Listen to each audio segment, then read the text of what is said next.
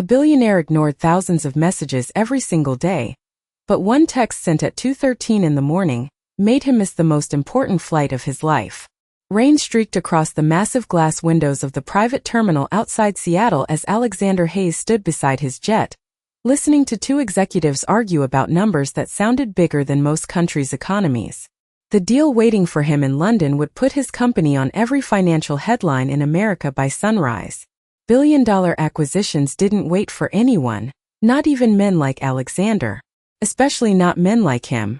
At 39 years old, Alexander had become the kind of CEO people feared before they ever met him. Cold, efficient, untouchable. The financial magazines called him a genius. Former employees called him impossible. And tonight, standing in a charcoal overcoat while rain hammered against the runway lights, he felt exactly what he always felt after winning something enormous. Nothing. His assistant, Claire, handed him a tablet filled with schedules. The board wants confirmation before takeoff, she said carefully. They're already in London waiting. Alexander barely looked up. Then they can keep waiting another 10 minutes. His phone buzzed once in his coat pocket. Then again. He ignored it. Random messages reached his private number all the time. Investors, reporters, strangers asking for favors. He stopped caring years ago. But the phone buzzed a third time, and something about the persistence made him pull it out with visible annoyance. Unknown number. Please answer, my son can't breathe well. Alexander frowned. Another text arrived immediately. I'm so sorry for texting this late. I don't know what else to do. For a brief second, the sounds around him disappeared beneath the pounding rain. He stared at the screen longer than he should have. Then another message appeared. Noah's fever keeps getting worse and I can't afford another ambulance bill. Alexander exhaled slowly through his nose. Sir, Claire asked. The pilot is requesting final boarding. He should have ignored it. Any normal person in his position would have. But his thumb hovered over the screen, while a memory he spent years burying clawed its way back into his chest. A dark apartment. His mother crying quietly in another room. The sound of coughing through thin walls. Being 8 years old and realizing nobody was coming to help. Alexander swallowed hard and typed before he could stop himself. Do you have a doctor nearby? 3 dots appeared instantly. Oh my God. I'm sorry. I think I texted the wrong number. Another pause. But then a final message appeared that made him stop breathing for half a second. I just didn't want my little boy to feel alone tonight. Alexander stared at the sentence while thunder rolled above the runway. Somewhere in another part of the country, a terrified mother was sitting awake beside a sick child, texting strangers because she had nobody left to call. Mr. Hayes. Claire's voice cut through again. They're preparing for departure. Alexander slowly looked toward the jet waiting under the glowing runway lights. Then he looked back at the message. For the first time in years, the billion-dollar deal suddenly felt very far away. He typed one sentence. I'm calling you right now. And instead of stepping onto his plane, Alexander Hayes turned around and walked back into the storm. Alexander stepped into the quiet lounge overlooking the rain-soaked runway and pressed the call button before he could change his mind. The phone rang twice. Then a shaky voice answered almost immediately. Hello. Her voice sounded exhausted, fragile, like somebody who had not slept in days. Alexander glanced at the storm outside the glass windows. You texted me by mistake, he said calmly. There was immediate panic on the other end. Oh my God, I am so sorry. I did not mean to bother you. I thought I was texting my neighbor. He could hear movement in the background, followed by the soft sound of coughing. A child's cough. His jaw tightened slightly. Is your son breathing okay right now? The woman hesitated. He has asthma, she admitted quietly. Usually I can handle it, but his inhaler ran out this week and his fever keeps climbing. Alexander closed his eyes briefly. Why have you not taken him to the hospital? Silence filled the line for several seconds before she answered in a voice barely above a whisper. Because the last ambulance bill took almost everything I had. Something about the honesty in her answer hit harder than he expected. No dramatic excuses. No attempt to gain sympathy. Just exhaustion. What is your name? He asked. Emily, she replied softly. Emily Carter. And your son? Noah. Another cough echoed through the phone, this one weaker. Alexander immediately straightened. Emily, I need you to put Noah on the phone for a second. What? Please. There was rustling on the line before a tiny voice finally appeared. Hello. The little boy sounded sleepy and congested, but he was trying very hard to sound brave. Alexander stared out at the runway lights glowing through the rain. Hey Noah. My name is Alex. Mom says you are the wrong number, Noah said quietly. Despite everything, Alexander almost smiled. Yeah, I guess I am. Noah coughed again before speaking. Mom is crying because she thinks I do not notice.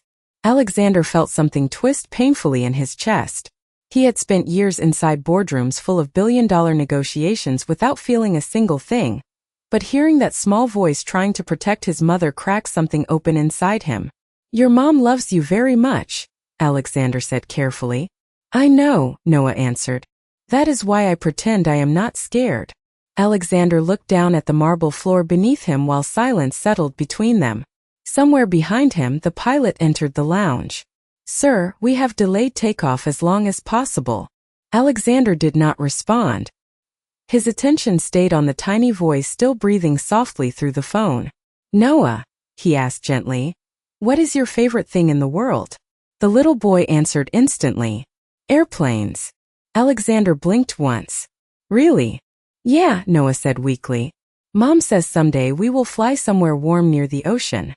Emily's embarrassed voice returned quickly. Noah, honey, do not bother him. But Alexander was already walking away from the runway windows. Emily, he said firmly, I am sending a doctor to your apartment tonight. No, I cannot pay for that, she protested. Immediately. You are not paying for it.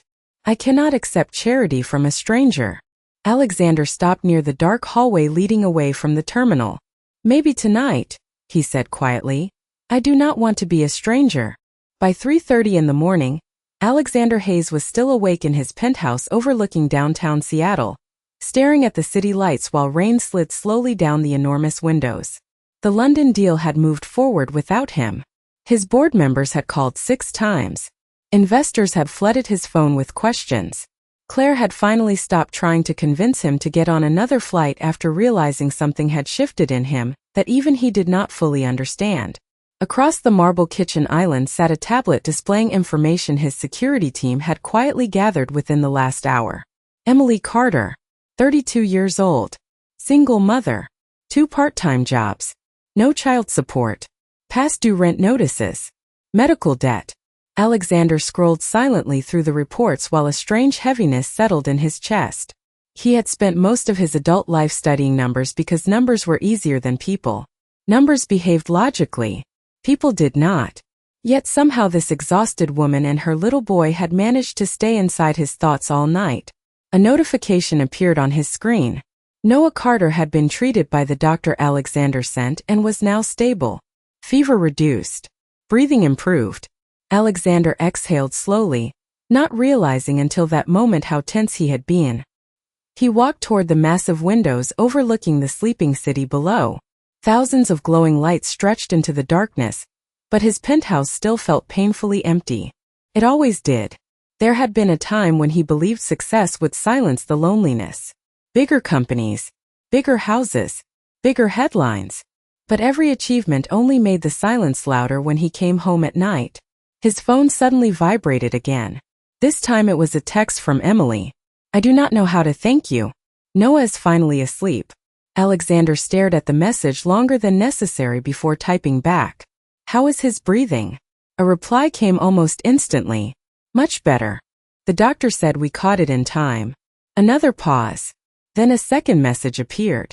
He asked if you landed safely. Something about that made Alexander smile faintly for the first time in days. He typed carefully. Tell him my flight got delayed. Seconds later, his phone rang unexpectedly. He answered without hesitation. Mr. Alex? Noah's sleepy voice came through the speaker. Alexander leaned against the cold glass window. You should be sleeping, buddy. I wanted to say thank you before I did. His voice sounded small beneath the soft hum of hospital-grade breathing treatment equipment nearby. Alexander closed his eyes briefly. You do not need to thank me. Mom says nice people are rare. The words landed harder than Noah probably realized. Alexander swallowed quietly. Your mom sounds smart. Noah giggled softly before coughing once. Are you really rich? Alexander blinked in surprise. Why would you ask that? Because only rich people stay awake this late without getting yelled at. Alexander laughed under his breath, the sound unfamiliar even to himself. Trust me, he said quietly, I still get yelled at. Noah became quiet for a moment before asking something that made Alexander's chest tighten unexpectedly. Do you have kids? The city lights blurred slightly beyond the rain-covered glass.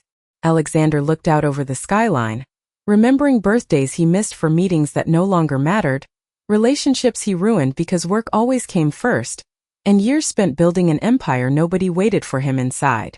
No, he answered honestly. I do not. Noah's little voice softened. You sound lonely though. The silence after that felt enormous. Somewhere inside that giant penthouse filled with expensive art and empty rooms, Alexander Hayes realized a 6-year-old boy had just noticed something about him that nobody else ever had. 3 days later, Alexander still could not stop thinking about the little boy who said he sounded lonely. He sat through a board meeting on the 42nd floor of Hayes Global Headquarters, while executives argued over international expansion numbers flashing across giant digital screens, but every few minutes his attention drifted back to Noah's sleepy voice over the phone. Sir. Claire's voice pulled him back. The board wants your final approval. Alexander glanced at the presentation without really seeing it. Normally, he would have dominated a room like this effortlessly. Every answer, every strategy, every outcome already calculated in his head before anyone else spoke. But today, all he could think about was a tiny apartment somewhere in Seattle where a single mother was probably trying to stretch grocery money through the end of the week. Approve it, he said flatly before standing.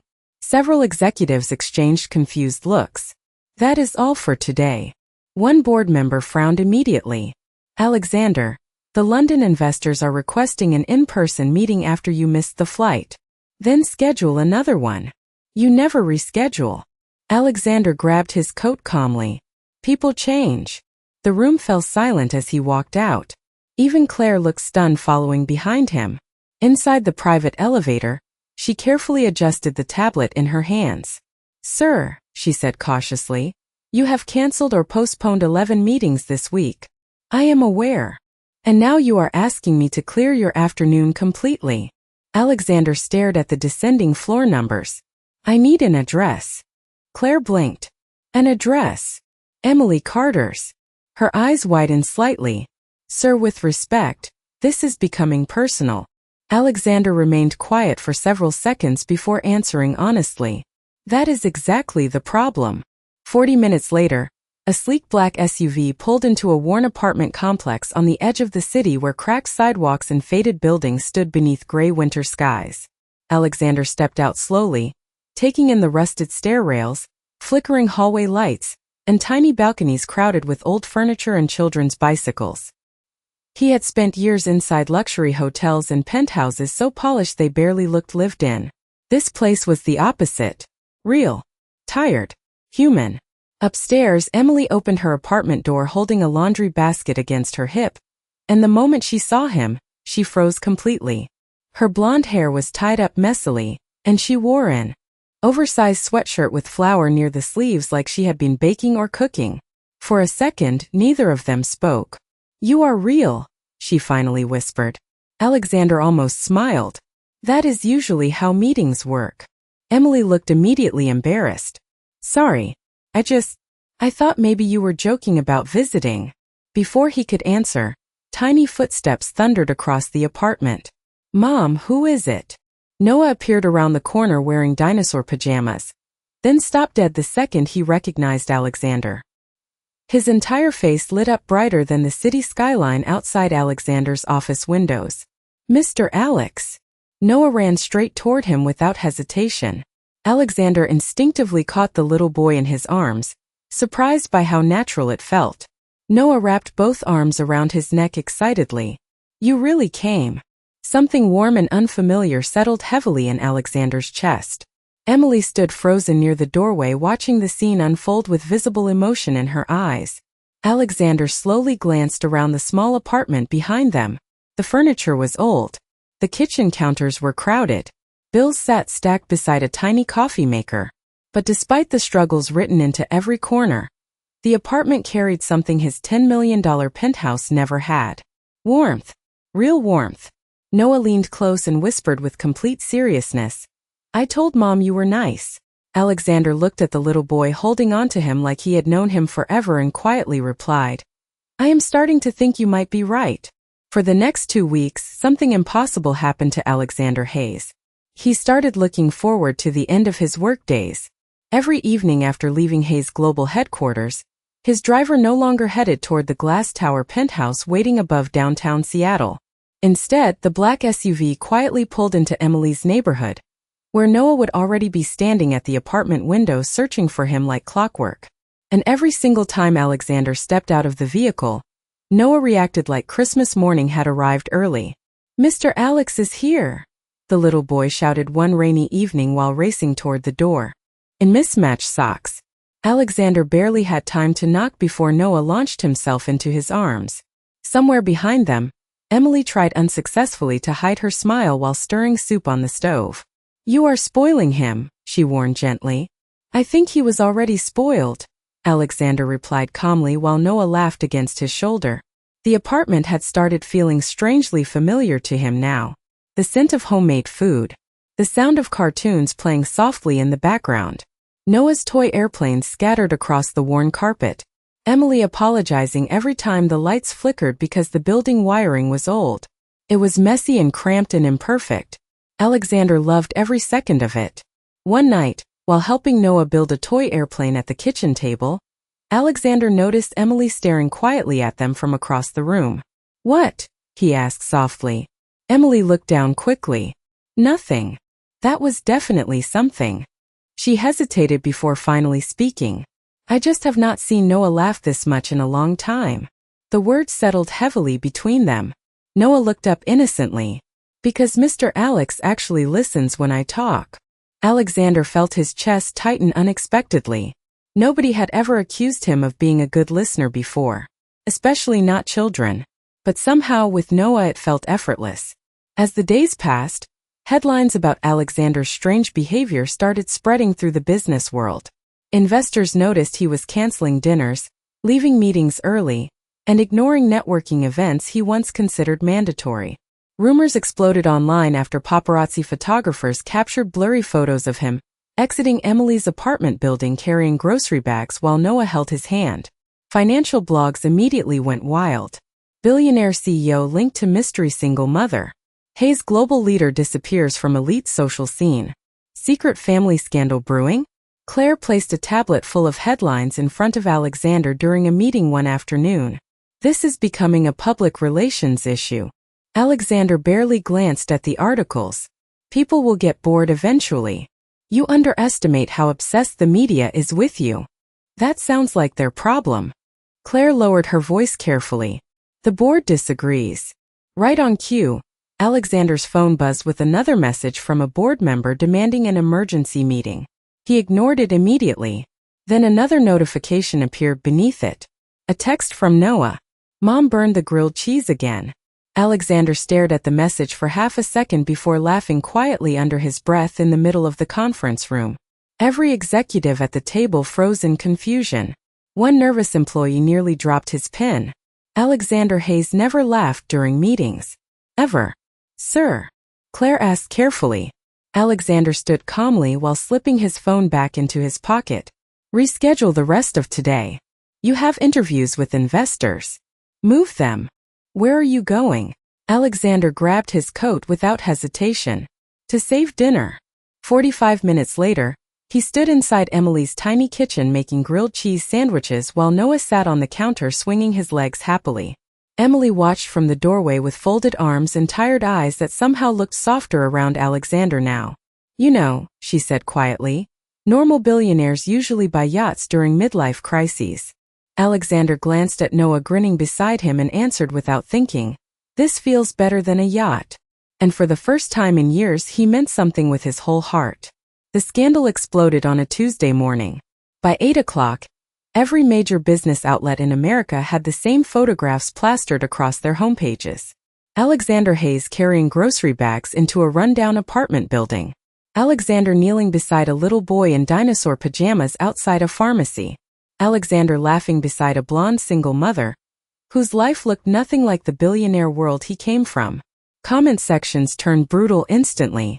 Investors accused him of losing focus. Financial analysts questioned his leadership. Some articles claimed he was secretly hiding a family.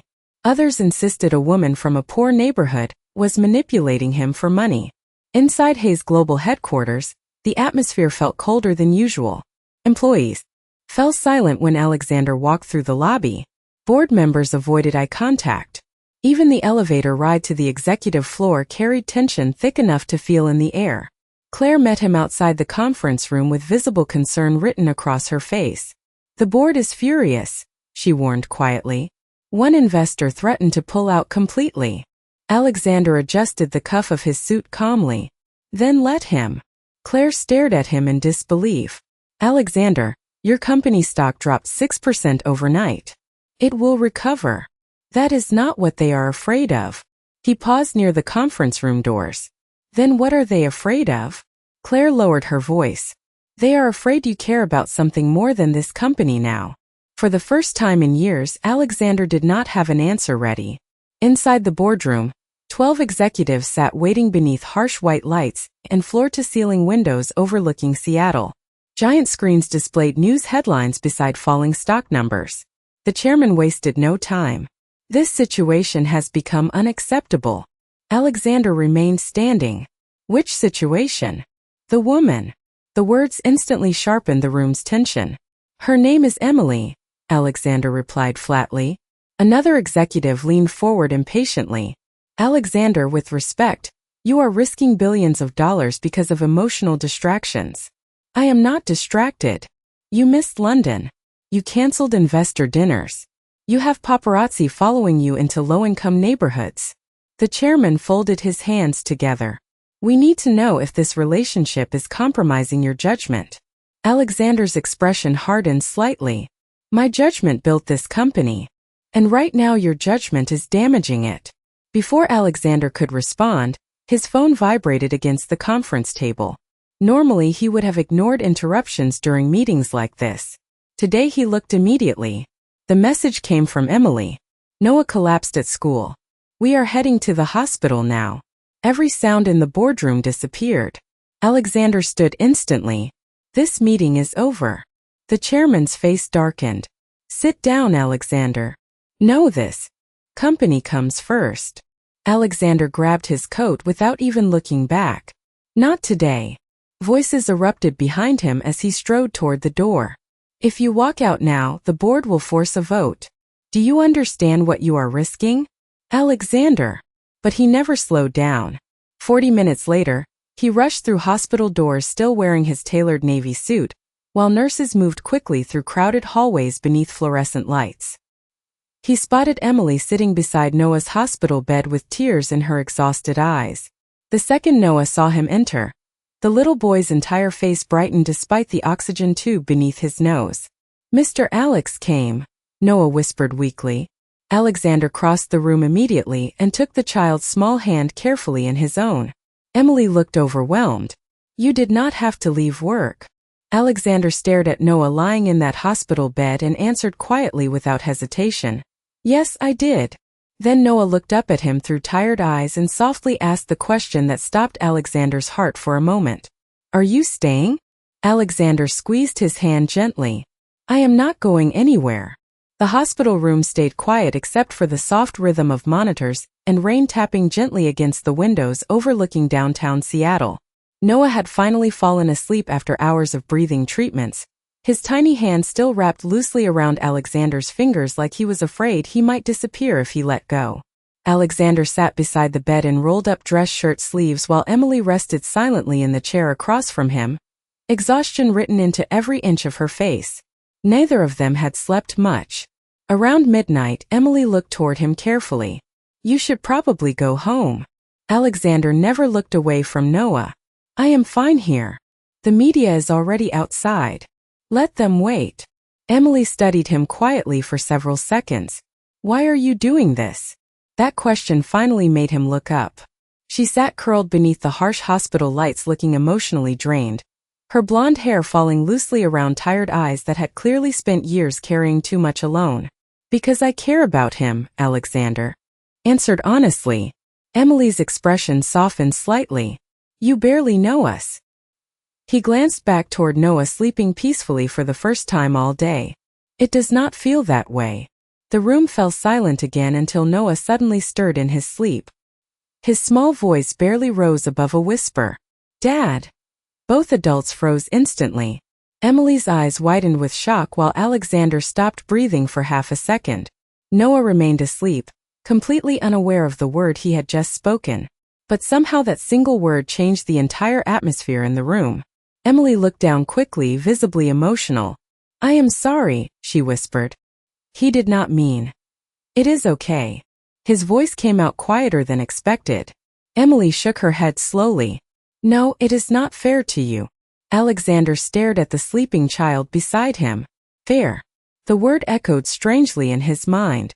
Nothing about his life had ever truly felt fair. Growing up with distant parents who treated affection like weakness. Spending decades building an empire while eating dinners alone in silent penthouses. Watching everyone around him care more about his money than his actual existence. Yet somehow this little boy had accidentally called him dad after only knowing him a few weeks. And instead of fear, Alexander felt something dangerously close to heartbreak. Before either of them could say another word, his phone started vibrating non-stop across the hospital chair beside him. Alexander glanced at the screen. 23 missed calls from board members. Financial alerts. News reporters. Emergency meeting requests. One message from the chairman stood out immediately. If you do not return tonight, the board will begin proceedings to remove you as CEO.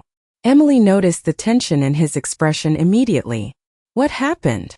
He locked the phone screen calmly. Nothing important. Alexander.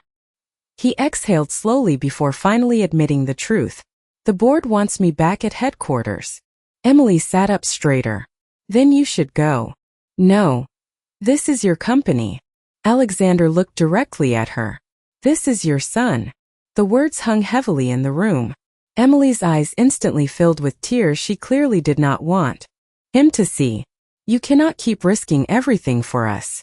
Why not? She asked softly. Because eventually you are going to resent us.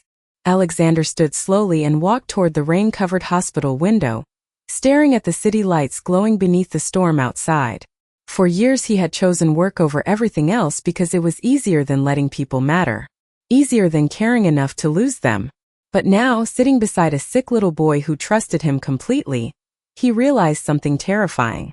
He did not want to go back to the man he was before that wrong number text arrived. Behind him, Noah shifted awake slightly and looked toward Alexander through sleepy eyes. You stayed, he whispered. Alexander turned back toward the hospital bed, emotion tightening painfully in his chest. Then, without hesitation, he walked back over and gently brushed the hair from Noah's forehead. Always, he said quietly. By the end of the week, the entire country seemed to have an opinion about Alexander Hayes. News channels debated whether the billionaire CEO had lost control of his company. Social media flooded with blurry hospital photos of him carrying Noah through the pediatric wing, wrapped in a small blue blanket. Financial experts called him reckless. Strangers online called Emily a gold digger without knowing a single thing about her life. But inside the tiny apartment where everything started, the atmosphere had changed completely. Noah had recovered enough to return home, though he still tired easily. Alexander spent nearly every evening there now, helping with homework, cooking dinner badly enough to make Noah laugh, and sitting on the living room floor building model airplanes while Emily watched from the kitchen with emotions she no longer knew how to hide. For the first time in years, the apartment felt safe to her. And that terrified her. One cold Friday night, Emily stood alone in the laundry room downstairs holding her phone with shaking hands while another cruel headline glowed across the screen. Billionaire CEO throws away empire over single mom. Beneath it were thousands of comments tearing her apart. She quickly locked the screen before tears could fall. I was wondering where you disappeared to. Alexander's voice startled her softly from the doorway. Emily wiped her eyes immediately. I am fine. Alexander looked unconvinced. You are a terrible liar. She laughed weakly before finally looking at him. This is ruining your life. No, it is changing my life. Alexander, your board wants you gone. Maybe they should. Emily stared at him in disbelief. Do you hear yourself right now? He stepped closer carefully. Every morning before I met you two, I woke up thinking about stock prices, meetings, and people trying to impress me. Now I wake up wondering if Noah remembered his inhaler before school. His expression softened painfully. And somehow that matters more. Emily looked away quickly because hearing that hurt in ways she could not explain. You are going to regret this eventually. Why do you keep saying that? Her voice cracked slightly. Because people always leave when things get difficult. The honesty in that sentence hit him hard. Alexander gently leaned against the wall beside her. Who left you? Emily swallowed quietly before answering. Everybody. The laundry machines hummed softly in the silence between them.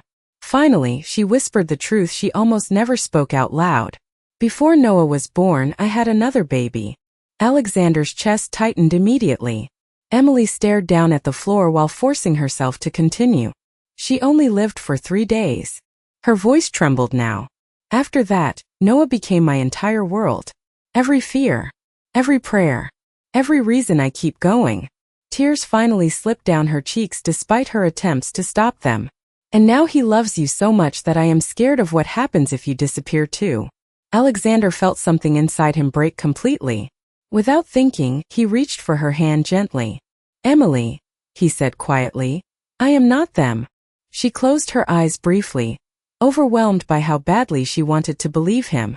Upstairs, the apartment door suddenly opened and Noah's small voice echoed excitedly down the hallway. Mom? Mr. Alex. Emily quickly stepped back, wiping her tears before Noah could see them. The little boy ran toward Alexander, instantly holding a drawing in his hands. Look what I made. Alexander knelt beside him while Noah proudly showed a crayon picture of 3 people standing beside an airplane under a bright yellow sun. One figure had long blonde hair. One wore a black suit. The small one in the middle held both their hands. Above them, written in uneven child handwriting, were 4 simple words. My family at the airport. Alexander stared at the drawing silently while emotion tightened painfully in his throat.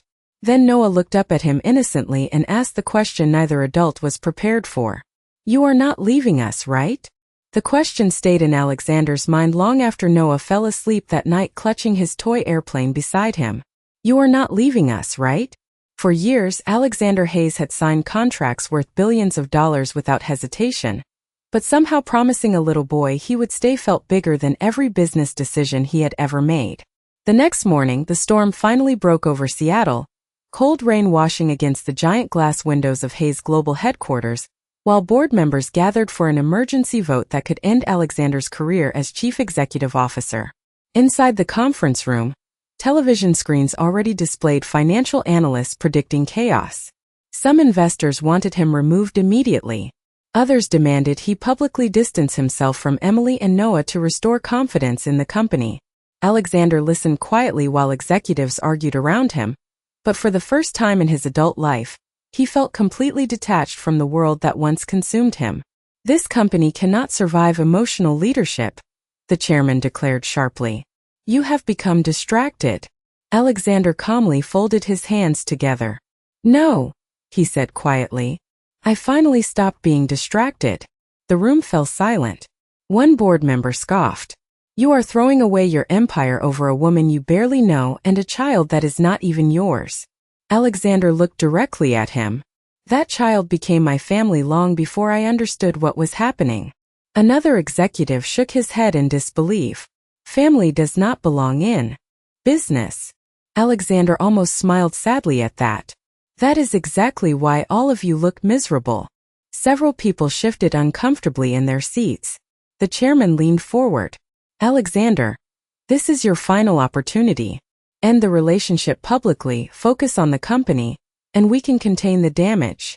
Outside the conference room windows, rain slid slowly down the skyline while reporters crowded below the building waiting for a statement. Alexander thought about Noah's drawing hanging crookedly on Emily's refrigerator. My family at the airport. He thought about Emily falling asleep beside Noah's hospital bed after days of exhaustion. He thought about the quiet little apartment that somehow felt more like home than the penthouse he spent years hiding inside. Then he slowly stood from his chair. When I was younger, he began calmly, I believed success meant being willing to sacrifice everything. The room stayed silent. And eventually I became very successful. His expression tightened slightly. But I also became a man who ate dinner alone almost every night. Nobody spoke. Alexander reached for his coat. I built this company from nothing. I gave it decades of my life. But if you are asking me to choose between another business deal and the people who finally made my life mean something. He paused briefly before finishing in a voice steady enough to echo through the entire room. My son comes first now. The sentence landed like thunder. Several executives stared at him in complete shock. One reporter outside the conference room doors immediately repeated the words into a microphone. And within minutes the clip spread across the country faster than anyone inside the building could control. But Alexander no longer cared. He walked out of headquarters while cameras exploded around him and reporters shouted questions from every direction. By the time his driver pulled into Emily's apartment complex 40 minutes later, the video had already gone viral across America. Emily opened the door with wide emotional eyes the second she saw him standing there in the rain. Alexander. Before she could speak again, Noah came running from the living room. You came back. Alexander dropped to one knee and opened his arms just as Noah crashed into him laughing happily. For a moment, the world outside disappeared completely. No cameras, no investors, no headlines. Just the feeling of a little boy holding on to him like he belonged there. Emily stood in the doorway watching both of them while tears quietly filled her eyes again. Alexander looked up at her softly, still holding Noah close. I spent my whole life chasing the wrong things, he admitted. Emily walked toward him slowly beneath the warm apartment lights. And now? Alexander smiled for the first time in years like a man who finally understood what happiness felt like. Now I know exactly where home is.